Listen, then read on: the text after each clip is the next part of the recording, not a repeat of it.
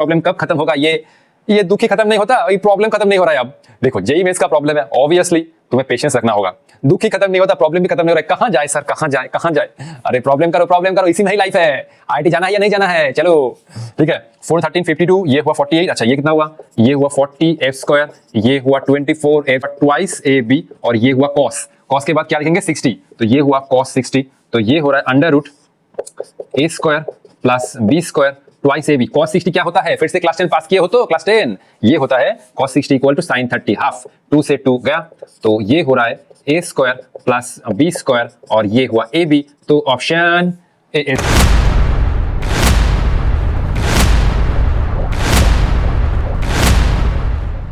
Hello students, my name is Devjeet Shah and welcome to my YouTube channel laws of physics. तो ये video है motion in a plane का video number 13।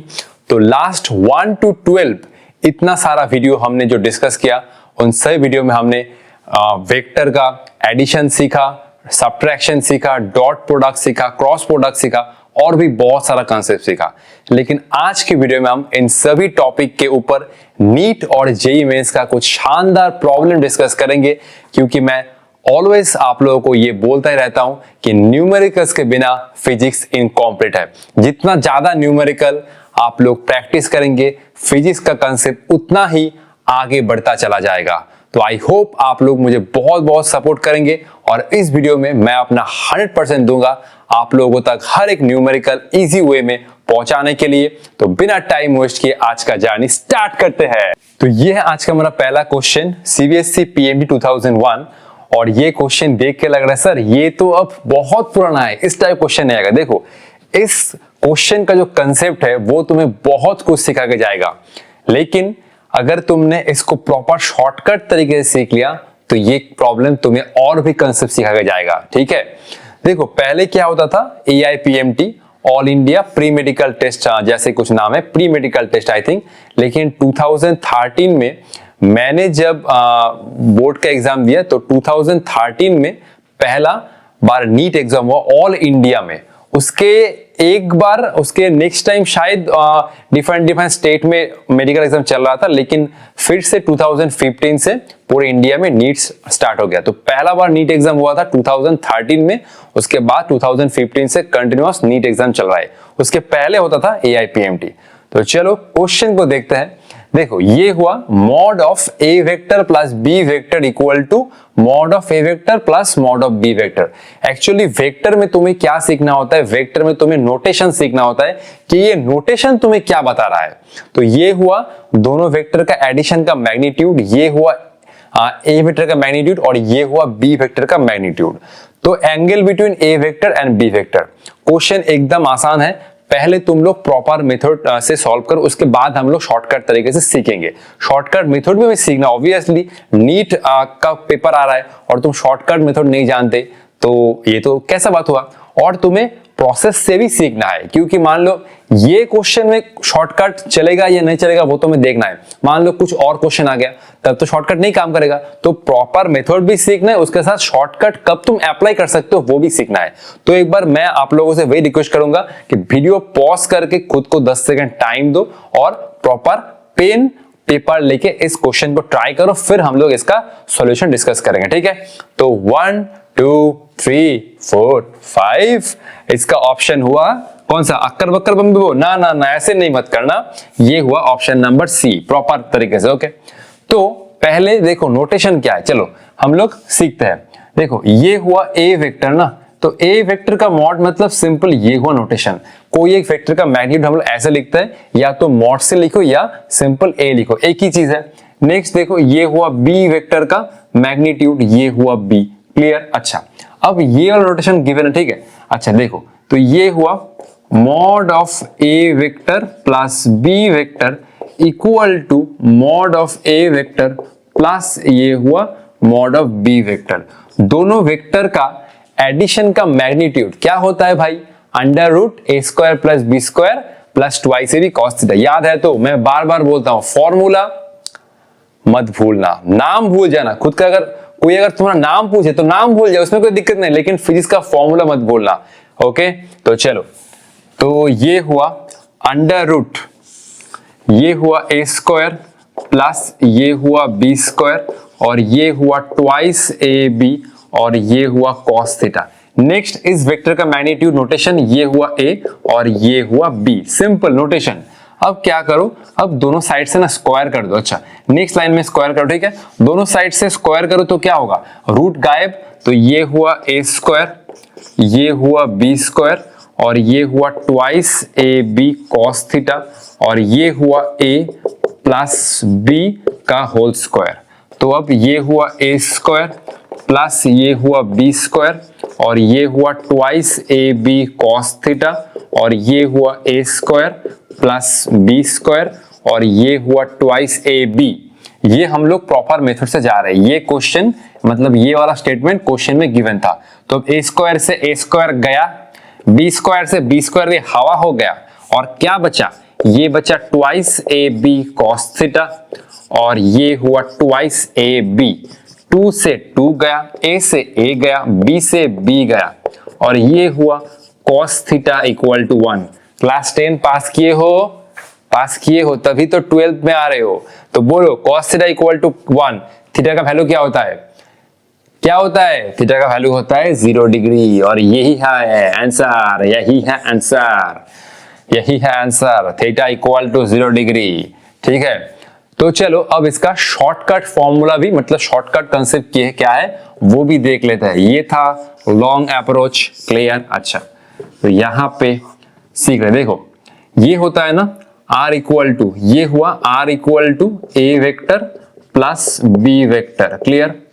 दोनों side से mod apply करो तो ये हुआ r vector equal to A vector plus B vector equal to magnitude. ये होता है ना फॉर्मूला, r इक्वल टू ये होता है ए square plus B square plus twice ए बी और ये हुआ cos थीटा। ये हमने सीखा है वेक्टर एडिशन के वीडियो में, ओके। जब थीटा इक्वल टू 0 डिग्री होता है ना तो r ये होता है r max equal to a plus b. जब दोनों वेक्टर के बीच में एंगल होता है 0 डिग्री तब उस केस में रिजल्टेंट का जो मैग्नीट्यूड होता है वो होता है मैक्सिमम। सिंपल यहाँ पर थीटा इक्वल टू 0 रखो, ये आएगा a प्लस बी का होल स्क्वायर, तो r max equal to a plus B. ये हमने सीखा है। जब 180 होता है तो रिजल्टेंट का मैग्नीट्यूड मिनिमम होता है। इस केस में ये नोटेशन को ध्यान से देखो, इस नोटेशन को ध्यान से देखो, mod of a vector plus B vector equal to mod of A vector plus mod of B vector. Notation ही समझना था। देखो ये है ए प्लस बी, क्या है देखो, ए प्लस बी का मॉड, दोनों वेक्टर का एडिशन का मैग्नीट्यूड, ये क्या हुआ सिंपल आर, ये क्या हुआ simple R, R R, okay. ये हुआ सिंपल आर और ये हुआ ए वेक्टर का मैग्नीट्यूड ए और ये हुआ बी वेक्टर का मैग्नीट्यूड बी। तो बोलो जय माता दी। देखो दोनों वेक्टर का ये हुआ रिजल्टेंट जब दोनों वेक्टर के बीच में एंगल हुआ 0। ये स्टेटमेंट से तुम ये एंगल डायरेक्टली लिख सकते हो। देखो ये क्या है, ये हुआ रिजल्टेंट का मैग्नीट्यूड r, ये हुआ a और ये हुआ b। तो ये कब होता है, जब दोनों वेक्टर के बीच में एंगल होता है 0 डिग्री। तो option C is correct. 1 second में तुम इसका आंसर निकाल सकते हो, 1 सेकेंड, ठीक है। लेकिन कुछ क्वेश्चन में ये शॉर्टकट काम नहीं करेगा, तो कुछ क्वेश्चन में हमें ये प्रॉपर तरीके से ही जाना है, ठीक है। तो अब जेईई मेंस का एक क्वेश्चन दिखाता हूं जिसमें तुम्हें प्रॉपर मेथड जाना है, शॉर्टकट फॉर्मूला अभी काम नहीं करेगा, ठीक है। कॉपी कर लो, चलते हैं नेक्स्ट न्यूमेरिकल में। तो ये है आज का हमारा न्यूमेरिकल नंबर 2 और ये क्वेश्चन मैंने लाया है जेईई मेंस जनवरी 2019 फेज का। बहुत ही शानदार है। इस क्वेश्चन में तुम्हें कोई भी शॉर्टकट अप्लाई करने का जरूरत नहीं, क्योंकि शॉर्टकट काम ही नहीं करेगा। शॉर्टकट क्या अप्लाई करोगे, प्रॉपर मेथड से जाना है। Two forces P and Q of magnitudes 2F and 3F। P का मैग्नीट्यूड है 2F, Q का magnitude 3F, theta is angle between them. 2F और 3F के बीच में एंगल है थीटा। नेक्स्ट स्टेटमेंट क्या कह रहा है, if the force Q is doubled then their resultant also gets doubled. तो Q का मैग्नीट्यूड क्या है 3F, 3F जब बन रहा है 6F तो रिजल्टेंट भी R से 2R बन रहा है। जब 3F बन रहा है 6F में R भी 2R हो रहा है। द एंगल इज, ये जो एंगल 2F और 3F के बीच में था वो एंगल हमें ढूंढना है। 30, 60, 90, 120। वीडियो पॉज करके खुद से एक बार जरूर कोशिश करो, फिर हम लोग इसका सॉल्यूशन डिस्कस करेंगे, ओके। तो 1, 2, 3, 4, 5, 6, 7, 8, 9, 10। इसका आंसर है ऑप्शन नंबर डी। तो चलो सॉल्व आउट करते हैं। तो ये हुआ 2f और 3f। चलो मैं मान लेता हूं कि 2f और 3f का रिजल्टेंट है, ठीक है। ये हुआ r वेक्टर, ये हुआ p वेक्टर और ये हुआ q वेक्टर। p और q के बीच में एंगल कितना है? थीटा। p का मैग्नीट्यूड है 2f और q का मैग्नीट्यूड है 3f। तो ये हुआ r इक्वल टू ये हुआ p square plus q square और ये हुआ ट्वाइस pq और ये हुआ cos थीटा। अब क्या हो रहा है? अब पहले तुम p का वैल्यू पुट करो। p का वैल्यू पुट करने से कितना आ रहा है? p का वैल्यू पुट करो। p का वैल्यू है 2f, तो ये हुआ 2f का होल स्क्वायर, ये हुआ 3f का होल स्क्वायर, ये हुआ 2f इंटू 3f और ये हुआ cos थीटा। अब ये हुआ रिजल्टेंट इक्वल टू ये हुआ 4f स्क्वायर, ये हुआ 9f स्क्वायर और कितना हो रहा है? 2 इंटू 2 4, 4 इंटू 3 ये हुआ 12f स्क्वायर और ये हुआ cos थीटा। नेक्स्ट ये हुआ r इक्वल टू ये हुआ 13f स्क्वायर और ये हुआ 12f स्क्वायर cos थीटा। देखो एक चीज तो है कि तुम फॉर्मूला जानते हो, सब कुछ जानते हो, लेकिन अगर एक्यूरेसी नहीं है तो फायदा क्या है? तो फॉर्मूला भी जानना है, प्रोसीड्यूर भी सीखना है, उसके साथ एक्यूरेसी लाना है। सर एक्यूरेसी कैसे लाए? Practice practice. और जब तुम कर रहे हो तो अंधाधुंध मत करो, थोड़ा देख के करते रहो कि 2f का 4, 3f का 9 और ये 3 इंटू 2 कितना हो रहा है? 6 इंटू 2 12, 9 प्लस 4 13। यहाँ पर तुमने अगर 31 लिख दिया तो गया। तो थोड़ा मतलब आगे जाओ, लेकिन उसके साथ थोड़ा देख के जाओ, ऐसा नहीं कि अंधाधुंध जा रहे हो। नेक्स्ट हम लोग क्या कर रहे हैं? नेक्स्ट हम लोग स्क्वायर कर रहे हैं। तो ये हुआ r स्क्वायर और ये हुआ 13f स्क्वायर और ये हुआ 12f स्क्वायर और ये हुआ cos थीटा और ये हुआ इक्वेशन नंबर 1। तो मैं अब सेकेंड स्टेटमेंट का सहारा लूंगा। तो ये हुआ हमारा सेकेंड स्टेटमेंट का। अच्छा, तो रिजल्टेंट क्या हो रहा है? अब डबल हो रहा है, तो 2r से ये हुआ r, क्लियर। अच्छा, 2r से ये हुआ r, ठीक है। और 3f से if the force q is doubled, if the force q is doubled, तो q अब डबल हो रहा है, तो सिंपल मैं लिख सकता हूं ये हुआ 2f, क्लियर। p का मैग्नीट्यूड हुआ 2f और q का मैग्नीट्यूड कितना हुआ? 6f। अच्छा, ऐसा छोड़ो, और लंबा लिखने का जरूरत नहीं है, ठीक है। देखो यहां से, देखो यहां से हम लोग डायरेक्ट करेंगे, ठीक है। पहले p का मैग्नीट्यूड था 2f, q का मैग्नीट्यूड था 3f, रिजल्टेंट था r। अब रिजल्टेंट डबल हो रहा है, तो सिंपल इस इक्वेशन को फॉलो करो। तो r से ये हुआ 2r, क्लियर। इसके बाद चलो आगे, इसके बाद अच्छा मैं ये वाला पार्ट इरेज कर लेता हूं, तब तक तुम ये कॉपी कर लो, ओके। तो ये 2f, तो p का मैग्नीट्यूड तो सेम ही है, ओके। ये हुआ 2f का होल स्क्वायर, लेकिन q का मैग्नीट्यूड कितना था? 3f। अब वो डबल हो रहा है, तो 3 की जगह ये आएगा 6f और ये हुआ होल स्क्वायर और बाकी ये हुआ 2 इंटू 2f और ये हुआ 6f और ये हुआ उन दोनों के बीच में एंगल थीटा। रिजल्टेंट डबल हुआ और q का जो मैग्नीट्यूड है 6, पहले था 3, वो डबल हुआ, ठीक है। तो ये हुआ, अच्छा अब ये हुआ 2r और इक्वल टू ये हो रहा है कितना? ये हुआ 4f स्क्वायर, ये हुआ 36f स्क्वायर, ये कितना हुआ? 6 इंटू 2 12, 12 इंटू 2 ये हुआ 24 और ये हुआ f स्क्वायर और ये हुआ cos थीटा। ये हुआ 2r इक्वल टू ये हुआ 36 प्लस 4, ये हुआ 40f स्क्वायर, ये हुआ 24f स्क्वायर और ये हुआ cos थीटा। स्क्वायर करो तो ये हुआ 4r स्क्वायर, ये हुआ 40f square plus 24f square और ये हुआ cos थीटा। तो दोनों कंडीशन था, दोनों कंडीशन से हम लोग दोनों स्टेटमेंट बनाए।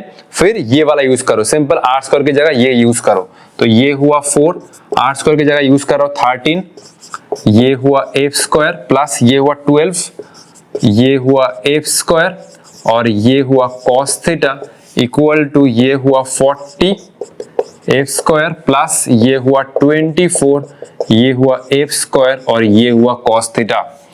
r square 13f square plus 12f square cos theta. अच्छा नेक्स्ट ये कितना हुआ? ये हुआ 4 इंटू 13, ये हुआ 52 f स्क्वायर ये हुआ 48 ए स्क्वायर कॉस थीटा। सर ये प्रॉब्लम कब खत्म होगा? ये दुख ही खत्म नहीं होता, ये प्रॉब्लम खत्म नहीं हो रहा है। अब देखो जेई मेंस का प्रॉब्लम है, ऑब्वियसली तुम्हें पेशेंस रखना होगा। दुख ही खत्म नहीं होता, प्रॉब्लम भी खत्म नहीं हो रहा है। कहां जाए सर, कहां जाए? अरे प्रॉब्लम करो, इसी में ही लाइफ है। आईआईटी जाना है या नहीं जाना है? चलो ठीक है। 4 13 52, ये हुआ 48। अच्छा ये कितना हुआ? ये हुआ 40 एफ स्क्वायर, ये हुआ 24 एफ स्क्वायर, और ये हुआ कॉस थीटा। 52 माइनस 40 करो, इधर लाओ। 52 माइनस 40 कितना हो रहा है? ये हुआ 12 एफ स्क्वायर। अच्छा नेक्स्ट कितना हो रहा है? नेक्स्ट देखो कितना हो रहा है? 48 को उधर ले जाओ। 48 24 F square cos theta minus 48 कितना हो रहा है? ये हो रहा है minus 24 F square cos theta. Okay, F square से एफ स्क्वायर गया, 12 से 24 गया, ये हुआ 2, तो ये हुआ 1 equal to minus 2 cos theta. पहले ही बोला था इस क्वेश्चन में कोई शॉर्टकट काम नहीं करेगा। ओके चलो, तो ये हुआ cos theta equal to minus half. Cos theta का वैल्यू कब माइनस हाफ होता है? ये मैंने याद रखने के लिए बोला था, जब कॉस 120 होता है। तो थीटा इक्वल टू ये हुआ 120, तो ये हुआ कॉस थीटा। देखो 52 माइनस 40 इधर लाओ, तो ये अरे ये 13 होता है ना, 13। अच्छा 2 भी है, ठीक है सॉरी। 52 माइनस 40 ये हुआ 12, और 40 को उधर ले जाओ तो 24 माइनस 48 ये हुआ माइनस 24, कैंसिल करो। ये कॉस थीटा इक्वल टू आ रहा है माइनस हाफ, तो ये दिमाग में घुसा लेना कि cos 120 का वैल्यू माइनस हाफ होता है। तो ये हुआ answer, theta equal to 120। Okay copy कर लो, चलते हैं नेक्स्ट न्यूमेरिकल में। तो ये है आज का हमारा थर्ड न्यूमेरिकल, और ये है डॉट प्रोडक्ट के ऊपर। सर अभी तो एडिशन था, डॉट प्रोडक्ट पर चले गए। अरे सभी कंसेप्ट को एक साथ मिला के आएगा न्यूमेरिकल नीट में, ऐसा तो नहीं आएगा कि आज दे रहे हो डॉट प्रोडक्ट, दूसरा दिन दे रहे हो एडिशन के ऊपर न्यूमेरिकल। चलो, if vectors a vector equal to cos omega t I cap plus sin omega t j cap and b vector equal to cos omega by 2 I cap plus sin omega t by 2 j cap are functions of time, मतलब दोनों vector time के ऊपर depend है। देख सकते हो दोनों vector के एक्सप्रेशन में टाइम पैरामीटर है।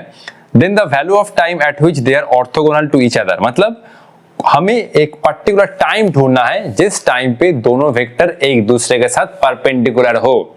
क्या होता है परपेंडिकुलर का कंडीशन? सिखाया था डॉट प्रोडक्ट के वीडियो में।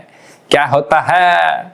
a dot b equal to 0, दोनों वेक्टर का डॉट प्रोडक्ट अगर 0 होता है देन हम लोग कह सकते हैं कि वो दोनों परपेंडिकुलर है। अगर दोनों वेक्टर का डॉट प्रोडक्ट, तो a dot b equal to 0 set करो और वो टाइम निकालो। क्वेश्चन है AIPMT का, वीडियो पॉज करके जरूर ट्राई करो। चलो मिलते हैं 1 2 3 4 5, आई थिंक ऑप्शन है ऑप्शन नंबर डी। चलो एक बार सॉल्व कर लेते हैं, उसके बाद टिक मार देंगे बाद में। ओके तो चलो, अच्छा तो ये हुआ a vector dot b vector. Dot product में हमने सीखा है दो सिमिलर यूनिट के बीच में डॉट प्रोडक्ट क्या होता है 1, और दो अलग अलग यूनिट के बीच में डॉट प्रोडक्ट होता है 0।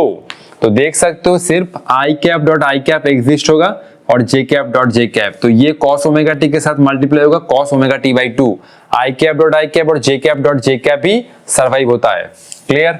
तो ये हुआ डॉट प्रोडक्ट में cos omega T cos omega by T. Okay, अगर पता नहीं है तो एक बार डॉट प्रोडक्ट प्लेलिस्ट में है वीडियो, देख लेना। ओके, तो ये हुआ cos ओमेगा टी और ये हुआ cos ऑफ ये हुआ omega T by 2 plus J cap dot j cap survive हो रहा है, तो ये हुआ साइन ऑफ ओमेगा टी और ये हुआ sine of omega T by 2 equal to 0। Okay, अब सर ये कैसे सॉल्व करें? ये कौन सा फॉर्मूला है? ये जिन लोगों ने मैथमेटिक्स नहीं लिया है उन लोगों के लिए 1 मिनट हम लोग प्रयास करेंगे। ठीक है, चलो 1 मिनट। तो बेसिकली ये एक फॉर्मूला होता है cos a cos b plus sin a sin b।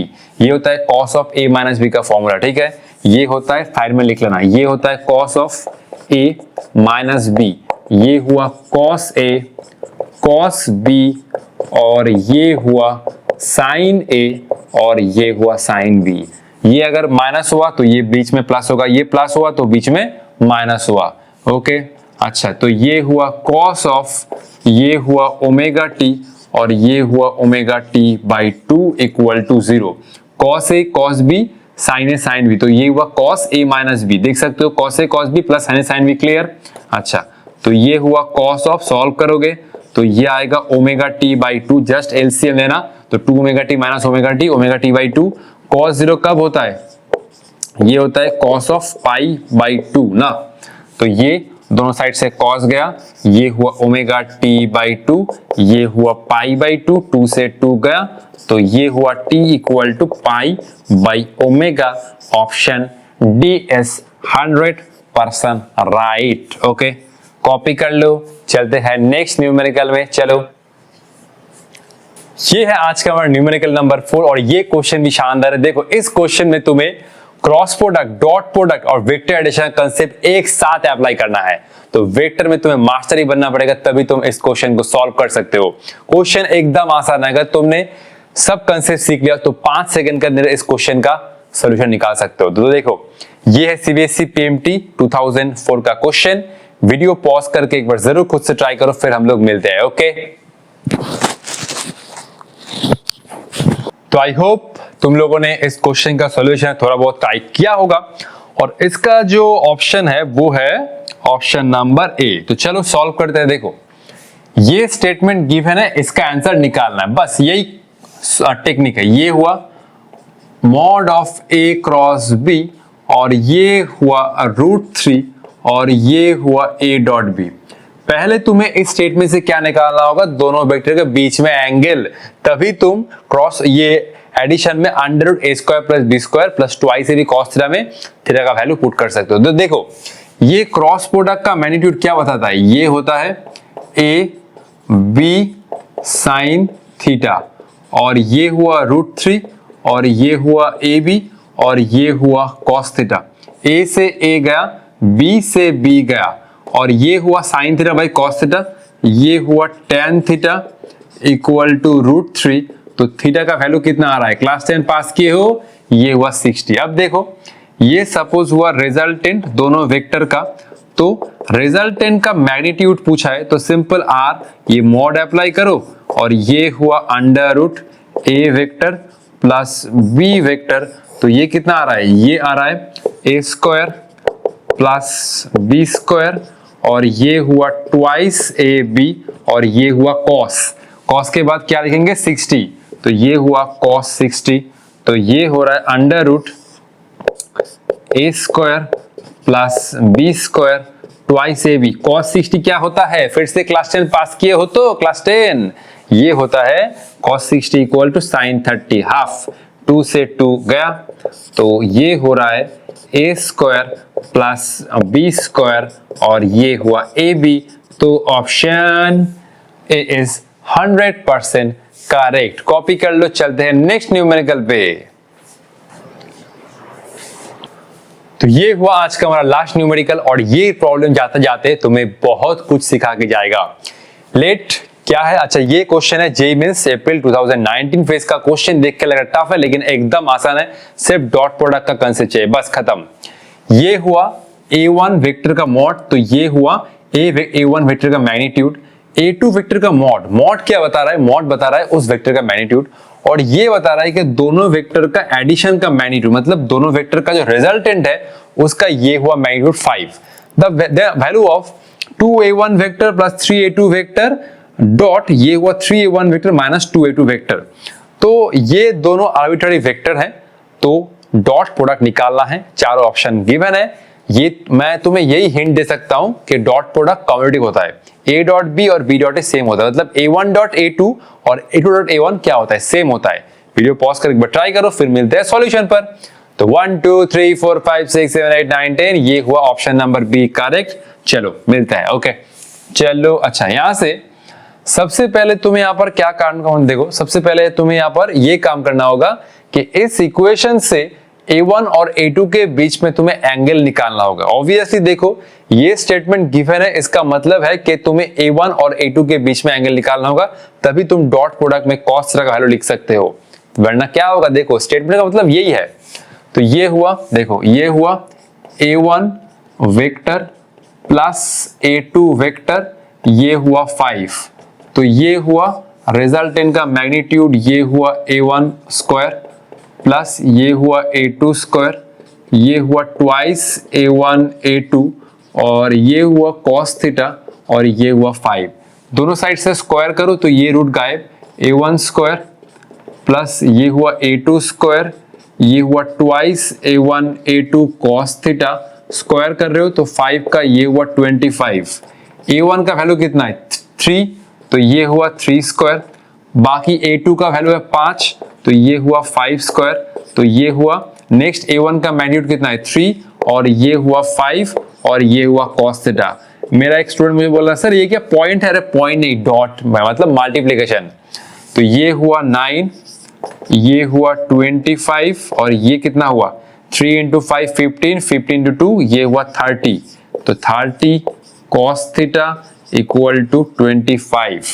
अच्छा ये हो रहा है 34, ये हुआ 30 cos थीटा इक्वल टू 25, तो ये हो रहा है कितना, ये हो रहा है 30 cos थीटा और ये हुआ 25 माइनस 34, ये हो रहा है -9, तो ये हुआ cos थीटा इक्वल टू -9/30, 3 से काटो 3, ये हुआ 10, तो ये हुआ -3/10, तो cos थीटा का वैल्यू हुआ -3/10। ठीक है, एक बार मैं चेक कर लेता हूं, under A1 square A2 square twice A1 cos theta, ये हुआ A1 स्क्वायर, अच्छा स्क्वायर किया रूट गायब, 5 का 25, 3 square 5 square twice 3 5 cos theta, 9 plus 25, 3 into 5 15, 15 into 2 30 cos theta था, 9 plus 5 34, 30 cos theta 25, 30 cos theta 25 -9, cos theta value हुआ -9/30, 3 से 3 का, अच्छा तो ये हुआ cos थीटा का वैल्यू। अब हम लोग इसका वैल्यू निकालेंगे, जस्ट इसको कॉपी कर लो, मैं ये वाला पार्ट एक बार इरेज कर लेता हूं, ठीक है। तो चलो हमारा टारगेट फिलअप करते हैं, देखो तो ये हुआ 2 इंटू 3, ये हुआ 6 और ये हुआ A1 और ये हुआ डॉट A1 वेक्टर, ओके। फिर 2 इंटू 2 ये हुआ -4, ये हुआ A1 डॉट A2, ये हुआ A1 डॉट ये हुआ A2 वेक्टर, प्लस ये हुआ 3 इंटू 3 ये हुआ 9, तो ये हुआ A2 vector dot A2 vector, okay. और ये हुआ -6, ये हुआ A2, अच्छा ना ये हुआ A2 dot A1, okay wait, अरे गलती हो जाता है टीचर से कभी कभी, ओके। तो 2 इंटू 3 6, ये हुआ A1 vector dot A1 vector, ये हुआ 2 इंटू 2 -4 A1 डॉट A2 और ये हुआ 3 into 3 9 A2 vector dot A1 vector, ये हुआ -6 और ये हुआ A2 वेक्टर डॉट ये हुआ A2 वेक्टर, ओके। अच्छा तो ये हुआ 6, दोनों सेम वेक्टर के बीच में डॉट प्रोडक्ट क्या होता है A1 स्क्वायर, ओके। तो ये हुआ A1 स्क्वायर, बाकी ये हुआ 4 A1 A2 cos theta, dot product में क्या आता है AB cos थीटा, प्लस ये हुआ 9, तो ये हुआ A2 A1 cos थीटा और ये हुआ -6 A2 स्क्वायर, ओके। अच्छा तो देखो, अच्छा ये आ रहा है 6 A1 square minus A2 square, तो 6 में यहां से कॉमन ले सकता हूं A1 square minus A2 square. अच्छा नेक्स्ट देखो यहां से 4 A1 A2 cos theta, dot product होता है commutative, A1 A2 A2 A1 same ही चीज है, तो ये हुआ 9 A1 A2 और ये हुआ cos थीटा।